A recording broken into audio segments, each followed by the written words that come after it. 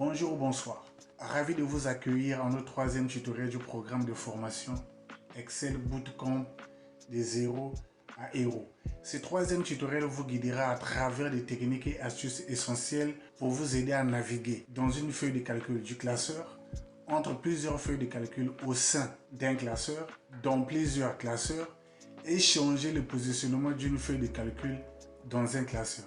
À la fin de ce didacticiel, vous maîtriserez parfaitement diverses techniques de navigation dans Excel qui amélioreront votre efficacité et rationaliseront votre flux de travail. Que vous soyez un débutant cherchant à améliorer vos compétences de navigation ou un utilisateur expérimenté à la recherche de conseils avancés, ce tutoriel a quelque chose pour tout le monde.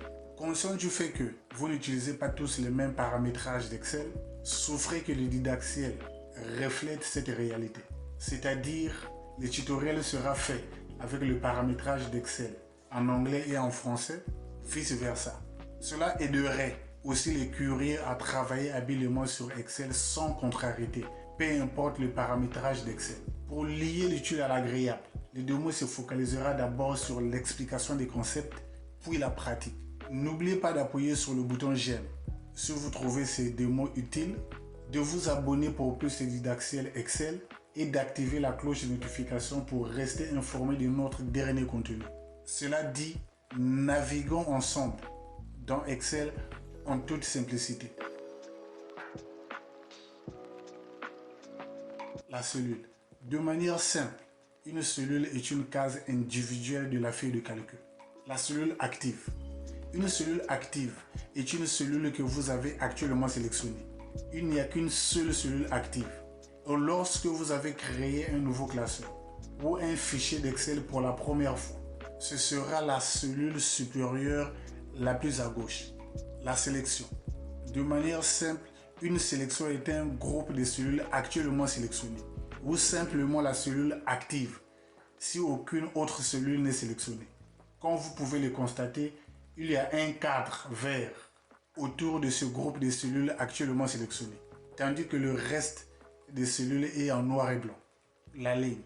Une ligne fait référence à un groupe de cellules horizontales numérotées de 1 à autant de cellules que nécessaire.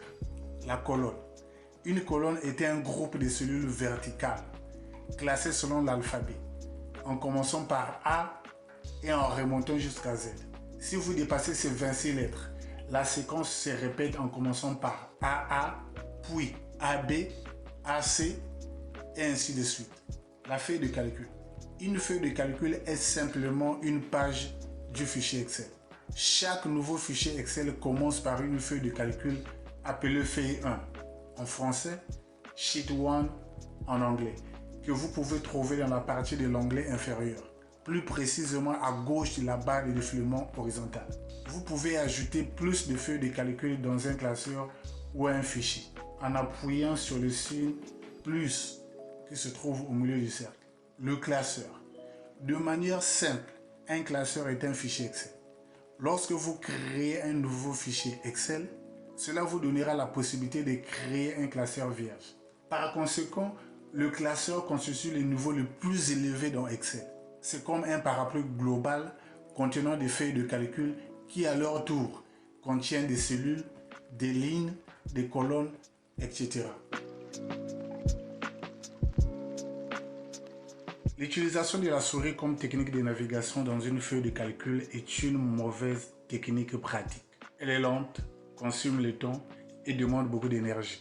Par exemple, pour sélectionner la plage des cellules A1 jusqu'à G1, l'utilisation de la souris nous forcerait de sélectionner la cellule A1, maintenir le doigt enfoncé sur la souris, faites glisser de la cellule A1 jusqu'à la cellule G1.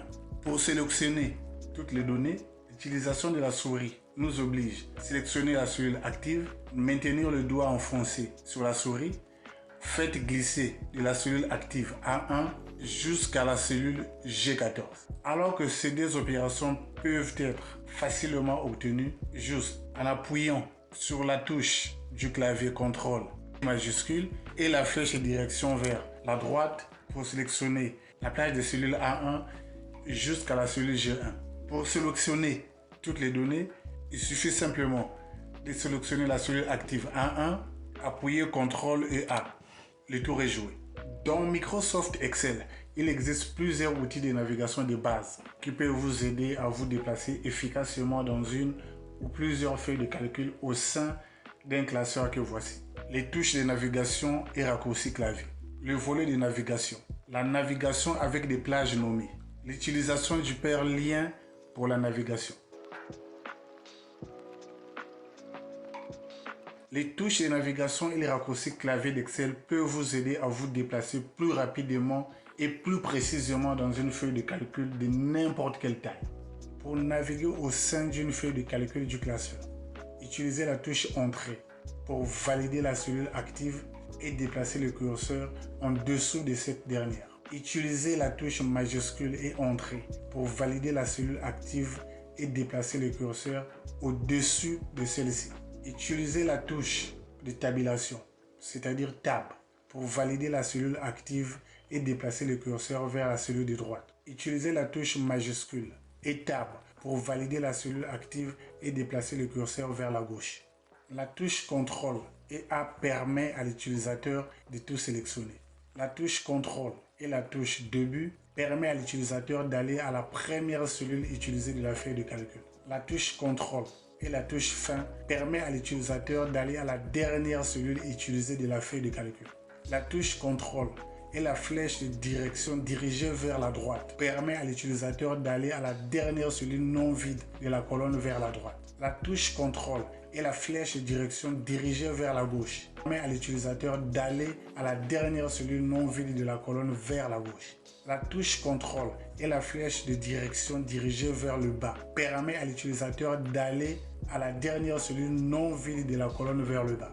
La touche CTRL et la flèche de direction dirigée vers le haut permet à l'utilisateur d'aller à la dernière cellule non vide de la colonne vers le haut.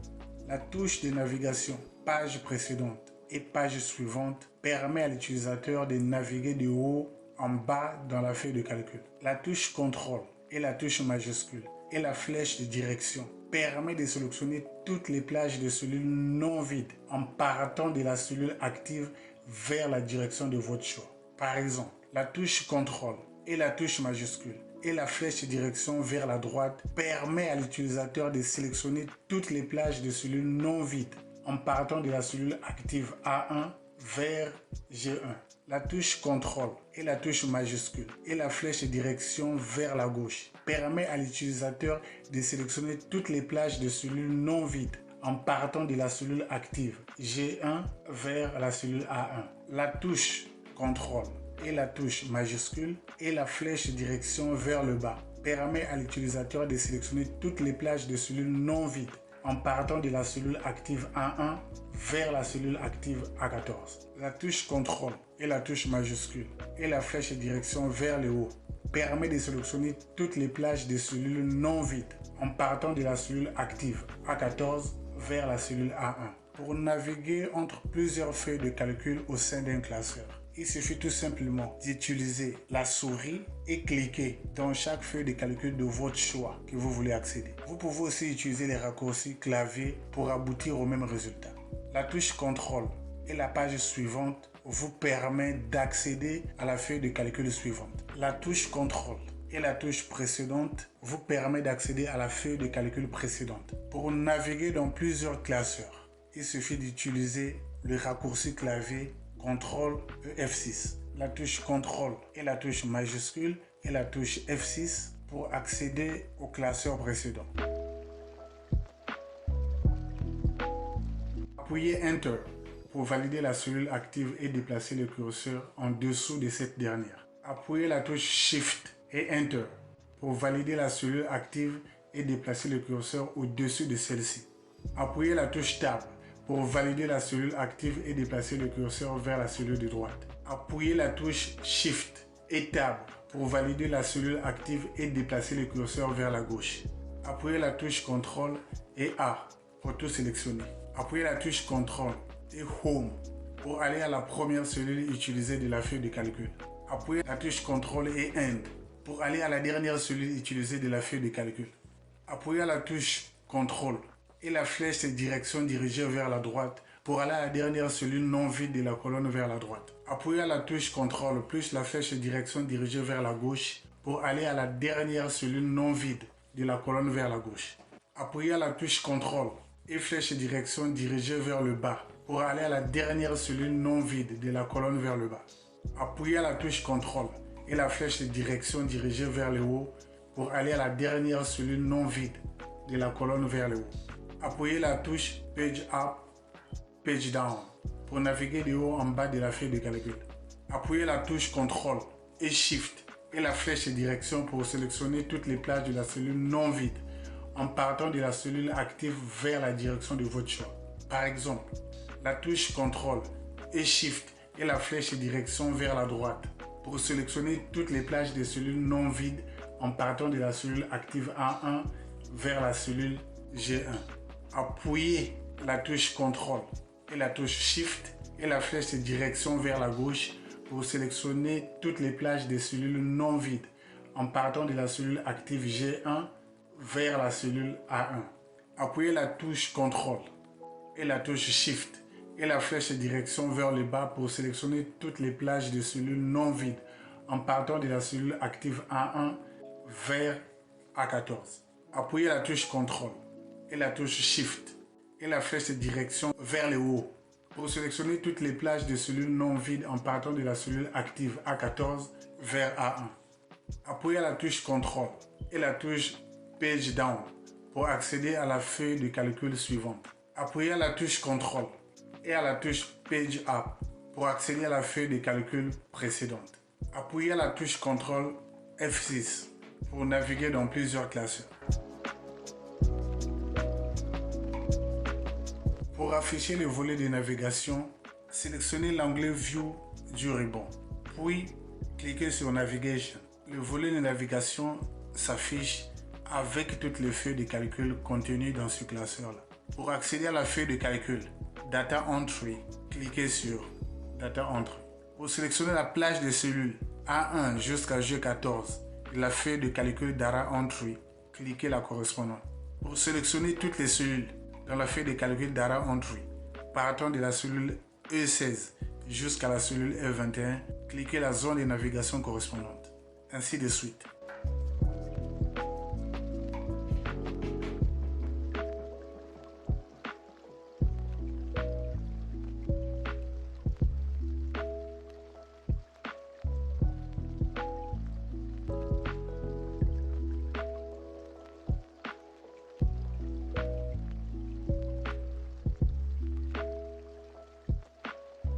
Pour afficher le volet de navigation, sélectionnez l'onglet Affichage, puis la commande de navigation. Voilà le volet de navigation. Le volet de navigation dans Excel vous permet de rechercher et d'accéder des éléments tels que des tableaux, des graphiques, des tableaux croisés dynamiques et des images dans votre classeur. Il vous aide à comprendre la disposition du classeur, à voir les éléments existants et les accéder directement. Le volet de navigation vous montre toutes les feuilles de calcul contenues dans ce classeur. Nous avons Overview, nous avons 01 Navigation FR, nous avons 02 Saisie des données, nous avons 03 Si conditions, nous avons 2 If Statement qui est masqué. La navigation avec des plages nommées permet à l'utilisateur d'exploiter la puissance des plages nommées pour naviguer rapidement vers des zones spécifiques de votre classeur avec précision. Notez que cette partie sera abordée de manière détaillée ultérieurement lors des tutoriels sur les fonctions.